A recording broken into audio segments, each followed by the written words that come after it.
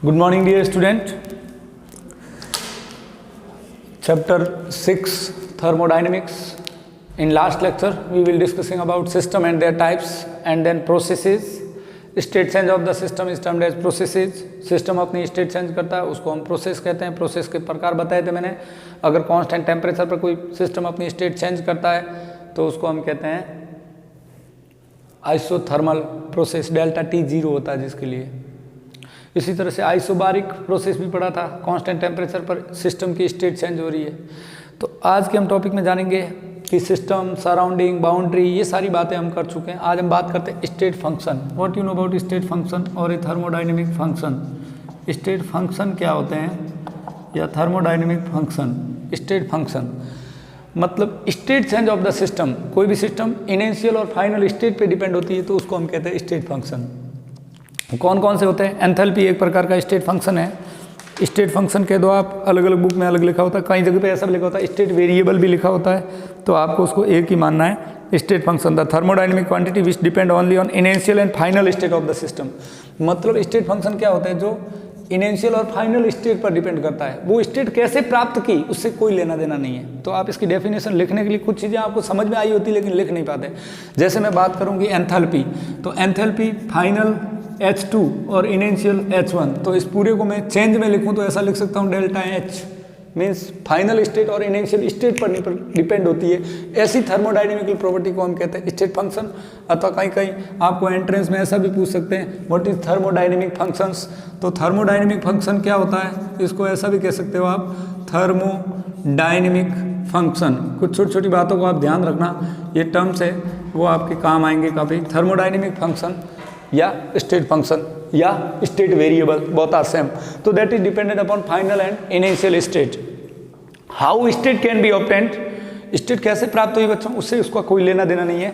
Last state और first stage पर depend होते हैं, तो उसको हम कहते हैं स्टेट फंक्शन. जैसे डेल्टा H हो गया. इसी तरह से मैं एंट्रोपी की बात करूं, ये होती है एंथैल्पी, चेंज इन एंथैल्पी. तो final enthalpy minus initial enthalpy.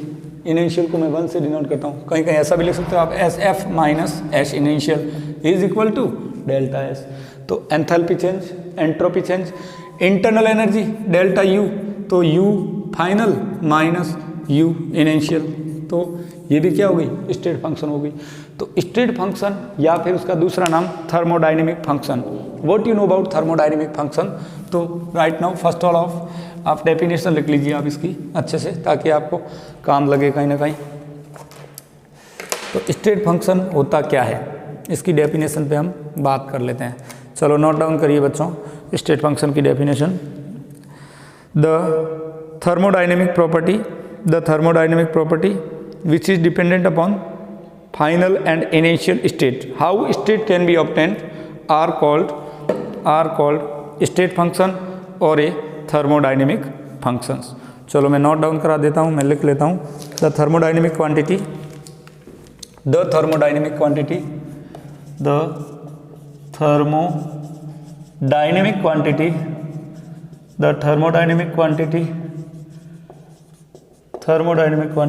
which dependent upon initial and final state, which depend only on quantity which depend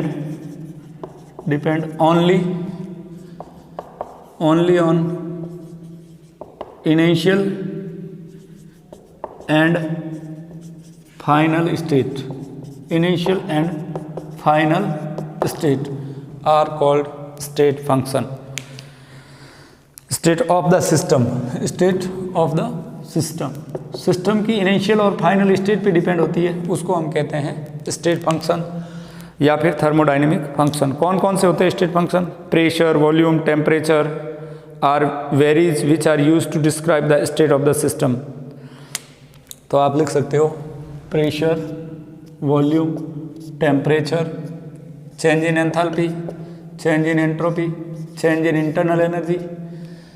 ये सब क्या है बच्चों, स्टेट फंक्शन है. What is this, this is state function. The thermodynamic quantity which depend only on initial and final state, which dependent upon initial and final state. शुरुआत की और अंतिम की अवस्था पर डिपेंड होती है, उसको हम कहते हैं स्टेट फंक्शन कहा करते हैं. चलो now we will discuss about the path function. What you know about path function. एक और आता है स्टेट फंक्शन के अलावा आता है पाथ फंक्शन. ये भी आप स्टार्ट कर लेना. सिस्टम, सराउंडिंग, बाउंड्री, यूनिवर्स, ये सब आप जान गए हो. अब हम बात करते हैं path function. What is path function, इसके बारे में आप नोट डाउन कर लीजिए. जो इनिशियल और फाइनल स्टेट, सिस्टम के शुरुआत की स्टेट और लास्ट की स्टेट के अलावा वो स्टेट कैसे प्राप्त की गई, how state can B obtain, उसके ऊपर भी डिपेंड होते हैं. उसको हम क्या करते हैं, पाथ फंक्शन. नोट डाउन करना बच्चों, पाथ फंक्शन क्या होता है. तो इसकी डेफिनेशन हम, property of A system can classified into a path function. दूसरी प्रॉपर्टी होती है जिसको हम कहते हैं स्टेट फंक्शन के अलावा उसको कहते हैं property of A system can be classified into path function. State function के अलावा पाथ फंक्शन. तो द प्रॉपर्टी विच डिपेंडेंट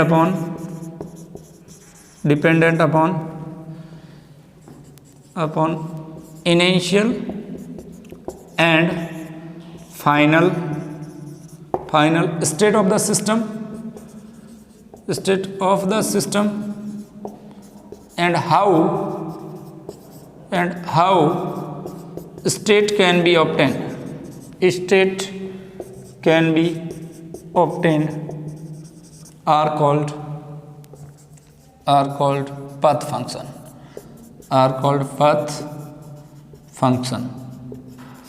देखना बच्चों, फिर से हम बात करते हैं पाथ फंक्शन क्या होता है. भाई ऐसी property which depend upon the initial और फाइनल स्टेट. इनिशियल स्टेट और फाइनल स्टेट पे भी डिपेंड होती है और वो स्टेट कैसे प्राप्त की गई. इनिशियल स्टेट और फाइनल स्टेट पे तो डिपेंड होती है, लेकिन वो स्टेट प्राप्त कैसे की गई, how state can be obtained, state कैसे प्राप्त हुई. सपोज करो कि मैं यहाँ से कोई एक सिस्टम ले रहा हूँ. सिस्टम यहाँ से रवाना हुआ, ये ए पॉइंट से बी पॉइंट पे आया, बी से सी पे आया और सी से वापस ए पे आया. तो जो स्टेट फंक्शन होगा वो ए और सी, मतलब इनिशियल और फाइनल स्टेट पे डिपेंड होता है. और ये कैसे गया, ये ए बी और सी तीनों पे डिपेंड होगा. मतलब किस रास्ते से आ रहा है system, how state obtained, state कैसे प्राप्त की गई है. शुरुआत की स्टेट और फाइनल की स्टेट पे डिपेंड होता है पाथ फंक्शन, लेकिन वो पाथ फंक्शन मतलब वो कैसे प्राप्त की गई उसके ऊपर भी डिपेंड है. तो उसको कहेंगे पाथ फंक्शन. पथ के ऊपर भी डिपेंड होती है, उसका रास्ता क्या है. तो पाथ फंक्शन कौन कौन होते हैं, एग्जाम्पल हम लेते हैं पाथ फंक्शन के बच्चों. वर्क, पाथ फंक्शन कौन होता है, एक वर्क होता है और दूसरा हीट, वर्क एंड हीट, या फिर हम कह सकते हैं क्यू. ये दोनों क्या होते हैं, W and Q are the path function. याद रखना W एंड Q, ये दोनों, अगर दोनों को मैं साथ में ले लूँ तो आपको पता होना चाहिए delta U is equal to होता है Q plus W, first law of thermodynamic. तो फिर वो स्टेट फंक्शन बन जाएगा. Q एंड W अगर सेपरेट है तो वो पाथ फंक्शन है, Q अलग है W अलग है. वर्क एंड हीट वो अलग अलग है तो वो पाथ फंक्शन है. बट दोनों का सम कर दें हम तो वो इंटरनल एनर्जी हो जाएगा. डेल्टा यू का फॉर्मूला हुआ करता है Q प्लस W, तो वो फिर वो स्टेट फंक्शन हो जाएगा. तो स्टेट फंक्शन वो होते हैं जो इनिशियल और फाइनल स्टेट पर डिपेंड होते हैं. पाथ फंक्शन वो होते हैं जो फाइनल और इनिशियल स्टेट के अलावा वो स्टेट कैसे प्राप्त की गई उसके पाथ पर भी डिपेंड होते हैं, इसलिए उसको हम कहते हैं पाथ फंक्शन. तो पाथ फंक्शन में कौन आएगा बच्चों, पाथ फंक्शन में आएगा वर्क एंड हीट या वर्क एंड एनर्जी. बट दोनों का सम होगा तो वो स्टेट फंक्शन हो जाएगा. तो पाथ फंक्शन और स्टेट फंक्शन में डिपेंड, आपको दोनों में क्या डिफरेंस है वो आपका क्लियर हुआ होगा. नेक्स्ट टॉपिक पे बात करता हूँ मैं बच्चों, स्टेट फंक्शन और पाथ फंक्शन. नाउ आगे हम बात करेंगे वर्क एंड हीट होगा तो वो पाथ फंक्शन होगा. प्रोसेस तो आपको बता ही दिए हैं. अब हम आते हैं सबसे पहले फर्स्ट लॉ ऑफ थर्मोडाइनमिक्स. अभी तक आपने जो जाना है system, surrounding, boundary, processes, state और स्टेट फंक्शन और पाथ फंक्शन, ये चीज़ें अभी तक हम जान चुके हैं. एक नज़र में देख लेना आप, इनकी डेफिनेशन आप अपने हिसाब से समझ के तैयार कर सकते हो. सिस्टम एंड इट्स टाइप, ये आप तैयार है आपका, इसके बारे में आप अच्छे से जानते हैं. सिस्टम और उसके प्रकार हमने जान लिए. दूसरा सराउंडिंग, ये भी हमने जान लिया. तीसरा बाउंड्रीज, जो हद होती है वो बाउंड्री. उसके बाद fourth processes and it's type, कौन कौन से प्रोसेसेस जाने आपने, आइसोथर्मल, आइसोबारिक, आइसोचोरिक, ये सारी बातें जान ली। प्रोसेसेस, साइक्लिक प्रोसेसेस में डेल्टा U 0 होता है। देखो प्रोसेसेस पे एक बार फिर से मैं बात करूँगा। फिर फिफ्थ टॉपिक में हमने अभी जाना state function and path function. चलो अब हम इन सब चीज़ों को अच्छे से जान चुके हैं स्टूडेंट। सिस्टम के बारे में हम जान चुके हैं, बाउंड्री के बारे में हम जान चुके हैं, प्रोसेस के बारे में जान चुके हैं, state function and path function के बारे में हम जान चुके हैं। चलो अब state change of the system अपनी स्टेट चेंज करता है, उसको हमने क्या कहा था, प्रोसेस कहा था। तो प्रोसेस के प्रकार तो कल मैंने बताया था, अगर टेम्परेचर कांस्टेंट है तो वो होगा isothermal process, constant temperature. Delta P constant है, प्रेशर कांस्टेंट है, तो उसको हम कहेंगे आइसोबारिक प्रोसेस।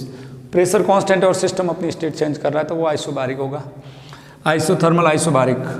इसके बाद ये एक था, ये दूसरा था आइसोथर्मल आइसोबारिक। उसके बाद थर्ड पे हम बात करी थी हमने आइसोथर्मल आइसोबारिक, फिर आइसोचोरिक प्रोसेसेस।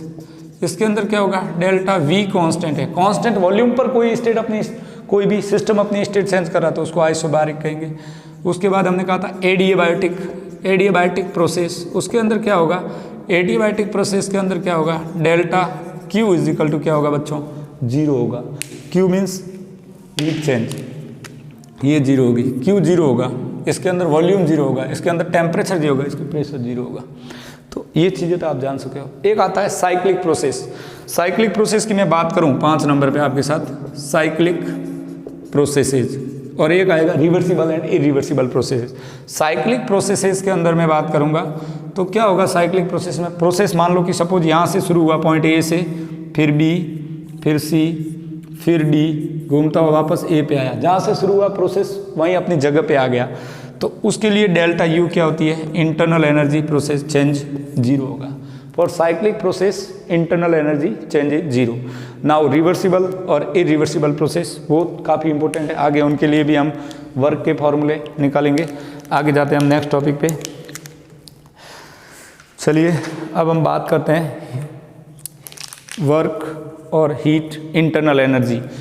नेक्स्ट टॉपिक पे हम जाते हैं इंटरनल एनर्जी। चलो बच्चों, state function, path function, process, आपको ये सब चीज़ें समझ में आए होंगे। अब हम पर्टिकुलर बात करेंगे what you know about state function, कौन कौन से होते हैं वो मैंने नाम बता दिए। स्टेट फंक्शन में आपको कौन कौन से स्टेट फंक्शन बताए थे अभी आपको, delta U, delta H, delta S, internal energy, enthalpy, entropy, free energy, pressure, volume, temperature, ये सब क्या है, स्टेट फंक्शन है।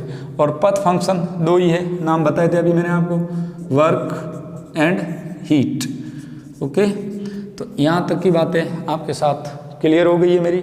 नाउ मैं अभी बात करूँगा अगले टॉपिक में what you know about internal energy. अब एक एक करके इन सबको पढ़ते हैं हम। इंटरनल एनर्जी, ये एंथैल्पी चेंज है, change in entropy, change in free energy, और this one is pressure, volume and temperature. These both are the state function. ये किसके ऊपर डिपेंड होते हैं, फाइनल और इनिशियल स्टेट के ऊपर डिपेंड होते हैं। तो first of all state function में पहला स्टेट फंक्शन मैं लेता हूँ internal energy. Internal energy, what you know about internal energy, क्या होती है बच्चों आखिरकार इंटरनल एनर्जी, किसको कहते हैं इंटरनल एनर्जी। किसी भी पदार्थ के अंदर थोड़ी बहुत एनर्जी स्टोर्ड होती है। The energy stored in substance are termed as internal energy. पदार्थ के अंदर जो एनर्जी है स्टोर की हुई उसको हम कहते हैं internal energy. That is denoted by you, you से डिनोट करते हैं हम, और अगर उसमें चेंज है तो डेल्टा यू से डिनोट करेंगे। तो इंटरनल एनर्जी की डेफिनेशन क्या होगी, it is measured of heat change during the process at constant temperature and constant volume. मतलब हम कह सकते हैं energy stored in substance, energy stored in substance, definition लिख लीजिए आप, एनर्जी स्टोर्ड इन सब्सटेंस, किसी भी पदार्थ के अंदर energy stored in substance are called internal energy. किसी भी पदार्थ के अंदर स्टोर की गई एनर्जी को हम क्या कहते हैं, energy stored in substance are called internal energy. किसी भी पदार्थ के अंदर स्टोर्ड की गई एनर्जी को हम कहेंगे इंटरनल एनर्जी। उसको हम किससे डिनोट करते हैं? Associate with the system and particular condition of temperature and pressure. या मैं दूसरे शब्दों में ऐसा कहूँ और करके मैं इसकी डेफिनेशन लिखूँ इंटरनल एनर्जी की, तो वो इस तरह से होगी। इंटरनल एनर्जी की डेफिनेशन देखना बच्चों, it is the types of energy associate with the system. It is internal energy पे मैं बात कर रहा हूँ ये पूरी, इसको अदर की। It is types of energy associated with the types of energy associated, it is types of energy associated with the system. Types of energy associate with the system, associated with the system in particular temperature and pressure। Particular temperature और pressure पर system के साथ associated हुई energy को हम क्या कहेंगे? कोई भी सिस्टम है उसके अंदर जो एनर्जी है, या फिर हम ऐसा कहें short definition, energy stored in substance is are called internal energy. किसी भी पदार्थ के अंदर थोड़ी बहुत एनर्जी है, आप पढ़ रहे हो तो आपके अंदर थोड़ी बहुत एनर्जी है तभी तो बैठे हो, तो उस एनर्जी को हम क्या कहेंगे? इंटरनल एनर्जी कहेंगे। या फिर दूसरे शब्दों में मैं कहूँगी it is the types of energy associated with the system in a particular temperature और प्रेशर। पर्टिकुलर टेम्परेचर और प्रेशर पर सिस्टम के साथ संलग्न ऊर्जा, एसोसिएटेड हुई हुई ऊर्जा को हम क्या कहेंगे? Internal energy of the system कहेंगे। किसकी एनर्जी कहेंगे? Temperature and pressure is called internal energy of the system. Internal energy of the system. Is it clear बच्चों? यहाँ तक आपको समझ में आ गया होगा, मेरी बात तुम्हारे दिलो दिमाग में बैठ गई होगी। It is the types of energy associated with the system in particular temperature and pressure is called internal energy. तो उसको हम डेल्टा यू, और दूसरा इसका वर्डिंग होता है यू या फिर ई से डिनोट करते हैं। इंटरनल एनर्जी को हम या तो यू से डिनोट कर सकते हैं या कहीं कहीं जगह पे आपको ई भी मिलेगा इंटरनल एनर्जी का। तो internal energy change, what you know about delta E या डेल्टा यू, ये तो थी internal energy. Internal energy change क्या है, कैसे पता लगेंगे? मान लो कि इनिशियल इंटरनल एनर्जी U1 है और कोई सिस्टम एनर्जी जो उसकी इनिशियल स्टेट में है और उसकी एनर्जी U1 है, अब वो सिस्टम कोई कार्य कर रहा है, उसके ऊपर एक्सटर्नल प्रेशर हम अप्लाइड कर रहे हैं, तो वो सिस्टम U1 से U2 में जाएगा। तो change in internal energy U2 minus U1, तो मैं लिख सकता हूँ उसको डेल्टा U। तो अगला टॉपिक हम पढ़ेंगे, ये तो इंटरनल एनर्जी की डेफिनेशन आपको समझ में आई होगी। Now we will discussing about internal energy change. What is internal energy change? Internal energy change की डेफिनेशन हम पढ़ते हैं। इंटरनल एनर्जी चेंज क्या होता है? चेंज इन इंटरनल एनर्जी, तो इसकी डेफिनेशन आप जान लेना। इंटरनल एनर्जी चेंज हमेशा QV के बराबर होता है। वो कैसे, उसको भी मैं आपको बताता हूँ प्रूव करके। फिर हम पढ़ेंगे पथ फंक्शन के बारे में, वर्क और हीट के बारे में पढ़ेंगे। Internal energy, enthalpy, entropy, delta G, P, V और T, इन सब के बारे में जानने के बाद पथ फंक्शन पढ़ेंगे। ये सभी स्टेट फंक्शन है। तो change in internal energy means हमारा टॉपिक है internal energy change. Second, internal energy change, जिसको मैं कह सकता हूँ डेल्टा U। चलिए, क्या होती है internal energy change? Delta U क्या होती है देख लेते हैं। इंटरनल एनर्जी चेंज को हम डेल्टा U से डिनोट करते हैं उसको। तो इसकी डेफिनेशन क्या होगी इंटरनल एनर्जी चेंज की? लिखना, it is measure of heat capacity, heat change को हम कह सकते हैं delta H। Heat change occurs during the process at constant temperature and constant volume. तो आप डेफिनेशन क्या लगोगे इंटरनल एनर्जी चेंज की? थोड़ा एक प्रैक्टिकली समझ लेते हैं हम। सपोज करो कि कोई सिस्टम है, उसकी इनिशियल स्टेट में है और उस इनिशियल स्टेट में उसकी इंटरनल एनर्जी U है, U1। अब वो सिस्टम क्या कर रहा है, उसके ऊपर बाह्य एक्सटर्नल प्रेशर लगा रहे हैं सिस्टम के ऊपर, तो वो सिस्टम U1 से U2 में जा रहा है, मतलब उसका वॉल्यूम या तो घट रहा है या बढ़ रहा है। तो उस कंडीशन के अंदर इंटरनल एनर्जी चेंज U2 हो जा रही है। तो change in internal energy U2 minus U1, final minus initial. तो उसकी डेफिनेशन आप लिखेंगे कैसे डेल्टा U की? It is measure of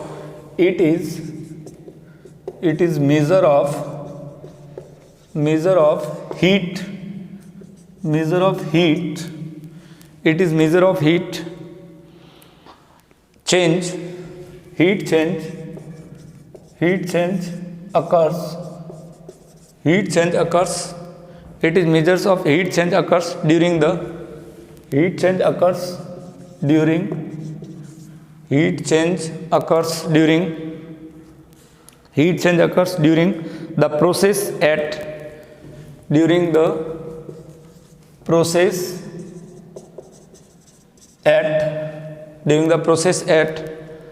process at constant temperature and constant volume. At constant temperature and constant volume.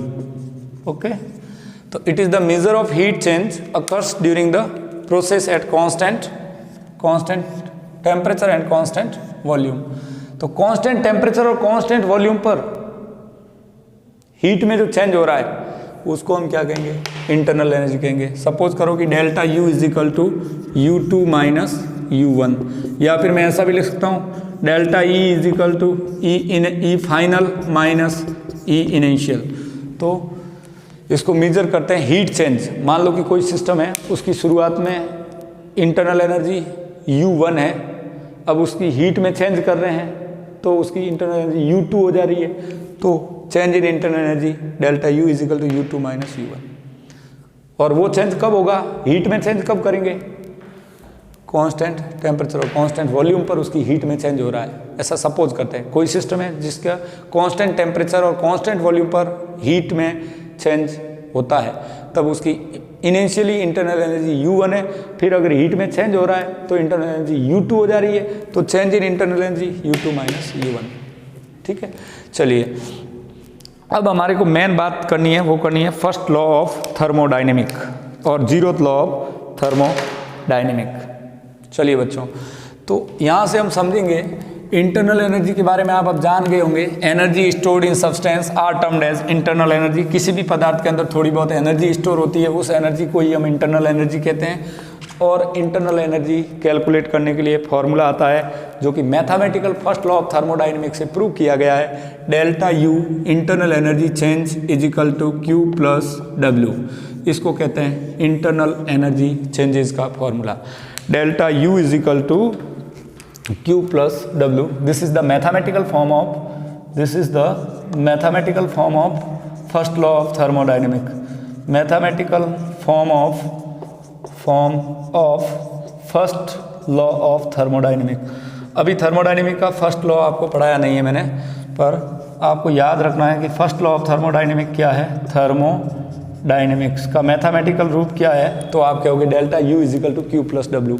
Delta U क्या है student, delta U is the change in internal energy है। Q heat absorb by the system या फिर heat evolve by the system. W work done on the system, done by the system. तो first law में आपको ये जानना है, ये क्या है, स्टेट फंक्शन है। इंटरनल एनर्जी क्या है बच्चों, स्टेट फंक्शन है, आपको दिख ही रहा है। लेकिन Q एंड W दोनों अलग अलग होते हैं तो वो पथ फंक्शन है। लेकिन Q और W अगर प्लस में है तो इसका सम इंटरनल एनर्जी हो गया, तो ये स्टेट फंक्शन बन गए। लेकिन अगर सेपरेट Q है और सेपरेट W है तो ये दोनों एक दूसरे के पथ फंक्शन कहलाएंगे। तो फिर ये एक और दो दोनों Q एंड W बहुत क्या कहलाएंगे, पथ फंक्शन। लेकिन दोनों का अगर सम कर दिया जाए तो वो हो जाएंगे स्टेट फंक्शन। तो अब इसको हम समझ लेते हैं बच्चों कैसे। इसके साइन, जिसको कहते हैं साइन कन्वेंशन, जिसके ऊपर आप न्यूमेरिकल कर पाओगे। साइन कन्वेंशन देखना इधर कैसे इसका सिग्न कन्वेंशन होता है, उसको भी हम समझ लेते हैं। अगर कोई सिस्टम हीट एब्जॉर्ब कर रहा है, first of all heat absorbed by the system, absorbed by the system, system द्वारा हीट एब्जॉर्ब की जा रही है। Heat absorb by the system, system heat ले रहा है, प्राप्त कर रहा है, ऑब्टेंड कर रहा है, तो Q होगा वो होगा प्लस Q। ठीक है बच्चों। Heat go out from the system, system से बाहर जा रही हीट, मतलब सिस्टम हीट को बाहर निकाल रहा है। Heat evolved bye the system, system द्वारा हीट बाहर निकाली जा रही है। Heat evolved bye the system, तो क्या होगा, Q नेगेटिव हो जाएगा। सिस्टम हीट प्राप्त कर रहा है तो Q पॉजिटिव, सिस्टम हीट घुमा रहा है तो Q negative. Next third point आएगा work done on the system, system ऊपर काम हो रहा है, work done on the system, on the system, system के ऊपर काम हो रहा है, work done on the system, तो W पॉजिटिव। ये साइन पे ही सब गेम चलेगा। और work done by the system, work done by the system, by the system, system द्वारा काम हो रहा है तो W नेगेटिव। देखना ये 4 साइन कन्वेंशन होते हैं, फिर से देख लो। सिस्टम अगर हीट प्राप्त कर रहा है, सिस्टम हीट प्राप्त कर रहा है तो Q पॉजिटिव करना है आपको, Q का साइन पॉजिटिव करना है। सिस्टम हीट घुमा रहा है तो Q नेगेटिव करना है। Work done on the system, system ऊपर काम हो रहा है, प्रेशर डाल रहे हैं हम सिस्टम के ऊपर, तो वॉल्यूम क्या हो रहा है उसका, सिस्टम का वॉल्यूम घट रहा है, कॉन्स्ट्रक्शन हो रहा है। Work done on the system हो रहा है, गैस कम हो रही है। मान लो कि पहला वॉल्यूम 5 लीटर था, 5 से वॉल्यूम हुआ वो 2 लीटर हो गया, तो हमने उसके ऊपर काम किया, work done on the system हुआ, तो W पॉजिटिव होगा। मतलब वर्क का क्या हो रहा है, कॉन्स्ट्रक्शन, सिस्टम का कॉन्स्ट्रक्शन हो रहा है, वर्क कॉन्स्ट्रक्शन हो रहा है, कॉन्ट्रैक्शन मतलब वर्क सिकुड़ रहा है तो पॉजिटिव। और वर्क एक्सपेंशन होगा तो work done by the system, work expansion होगा, सिस्टम काम करेगी, वॉल्यूम बढ़ेगा तो W नेगेटिव। तो यहाँ पर एक्सपेंशन में वर्क एक्सपेंशन नेगेटिव होता है, एक्सपेंशन हो रहा है वर्क का तो नेगेटिव, और वर्क का कॉन्ट्रैक्शन हो रहा है, कॉन्स्ट्रक्शन हो रहा है, आप कह सकते हो एक्सपेंशन, एक्सपेंशन मतलब विस्तरण तो नेगेटिव, और कॉन्स्ट्रक्शन हो रहा है तो पॉजिटिव। तो ये 4 तरह से साइन होते हैं। फर्स्ट लॉ ऑफ थर्मोडायनेमिक्स क्या कहता है, the first law of thermodynamics हमको कह रहा है कि हीट ऑफ द यूनिवर्स या energy of the universe is constant. इस यूनिवर्स की जो एनर्जी है वो कांस्टेंट है, energy not be created nor be destroyed, change from one forms to another form are called first law of thermodynamics, and first law of thermodynamics is known as law of conservation of energy.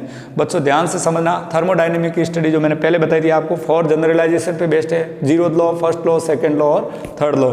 तो उसमें से first law क्या कहलाता है, law of conservation of energy, मतलब विश्व में जो पूरे यूनिवर्स के अंदर जो एनर्जी है वो क्या है, कांस्टेंट है। The energy of universe is constant.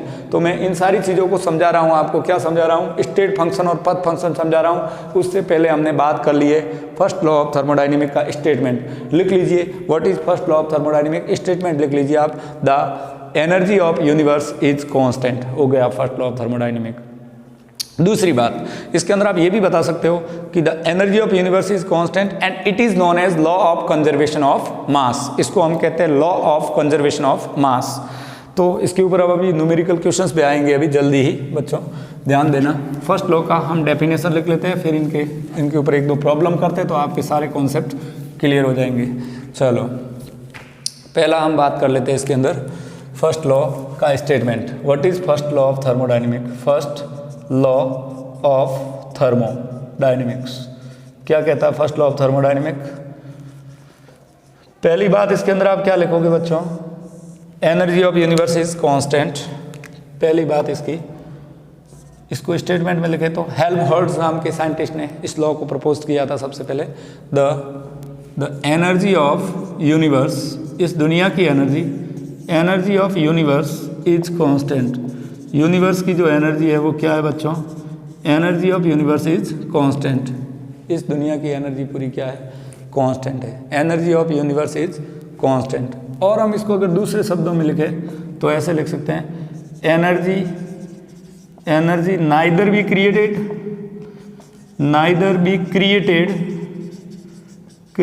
Nor be destroy.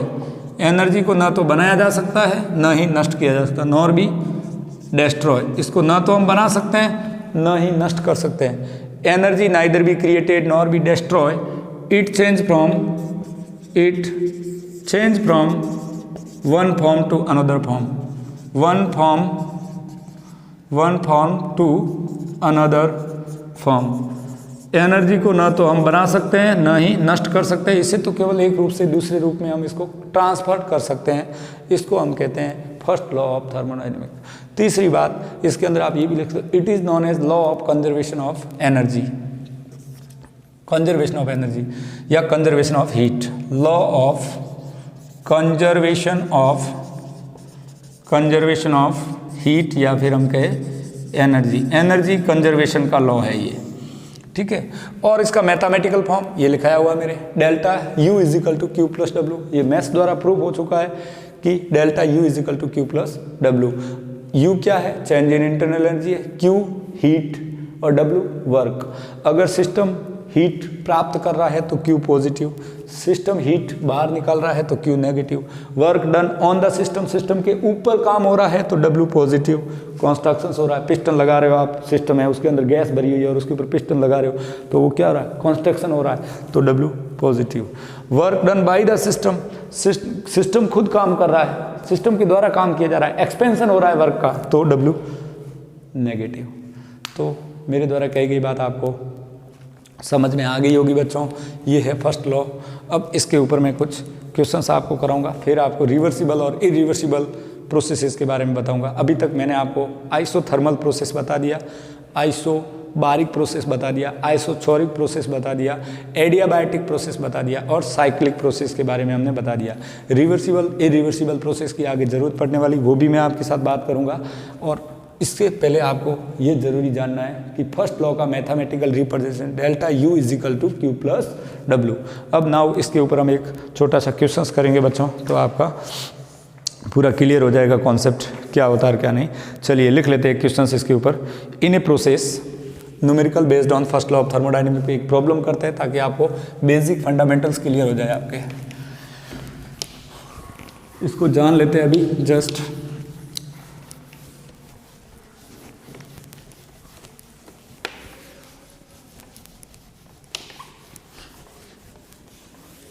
One minute student. चलिए राइट नाउ क्वेश्चंस आप नोट डाउन करिए। Problem based on first law of thermodynamics पे हम एक प्रॉब्लम कर लेते हैं तो अभी क्लियर हो जाएगा। यहाँ पर लेते हैं in a process 701 joule of heat is absorbed by the system. In a process, एक प्रोसेस के अंदर प्रॉब्लम, इसके ऊपर हम एक क्वेश्चंस लगाते हैं। क्या है क्वेश्चंस हमारा? लिख लेना। इन ए प्रोसेस,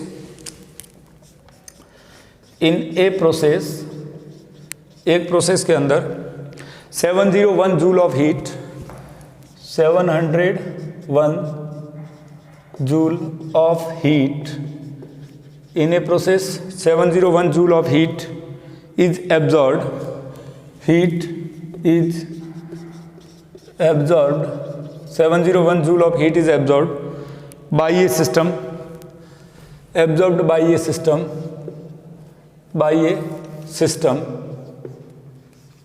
सिस्टम क्या कर रहा है? 701 जूल हीट एब्जॉर्ब कर रहा है। 701 joule heat is absorb by a system, by a system and वो सिस्टम कितना काम कर रहा है? सिस्टम काम कर रहा है and 394 joule work is done, 394 joule work, इतना वर्क वो कर रहा है। कौन? System. 394 joule work is done by the system, joule work is done by the system, work is done by the system. आगे वो क्या कह रहा है? What is change in internal energy of the process, what is change in internal energy of the processes. तो student अब ध्यान से समझना आपको क्या कह रहा है। एक सिस्टम है, मतलब जो अपनी स्टेट चेंज कर रहा है, तो सिस्टम की स्टेट चेंज क्या कहलाती है? प्रोसेस कहलाती है। पढ़ा चुका हूँ मैं आपको। तो एक प्रोसेस के अंदर सिस्टम द्वारा कितना जूल एनर्जी ली जा रही है? देखो 701 जूल हीट क्या कर रही है? सिस्टम एब्जॉर्ब कर रहा है, सिस्टम हीट प्राप्त कर रहा है, तो Q क्या होगा? Q पॉजिटिव होगा। उसके बाद and 394 joule work is done by the system, system द्वारा काम हो रहा है, work done by the system, तो वर्क का क्या हो रहा है? एक्सपेंशन, मतलब W क्या होगा बच्चों? नेगेटिव। आपको फाइंड आउट क्या करनी है? Internal energy. You know very well delta U is equal to Q plus W। Is it clear? Q आप ले लीजिए यहाँ पर, इंटरनल एनर्जी चेंज, Q आपको फाइंड आउट करना है, चेंज इन इंटरनल एनर्जी, ये फाइंड आउट करना, तो डेल्टा U फाइंड। Q की वैल्यू, Q पॉजिटिव है, कितना? 701, पॉजिटिव का 701 रख लीजिए। Work is done by the system, system द्वारा काम हो रहा है। देखो यहाँ क्लियर शब्दों में लिखा है work is done by the system. मैंने साइन कन्वेंशन बताया, mathematical form of first law. System द्वारा काम हो रहा है तो W नेगेटिव। देखो फिजिक्स में ये उल्टा हो जाते हैं साइन कन्वेंशन, इसलिए आप थोड़ा ध्यान देना।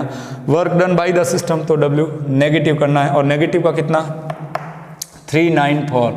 तो आपको आंसर क्या मिलेगा बच्चों, delta U is equal to 701 minus 394।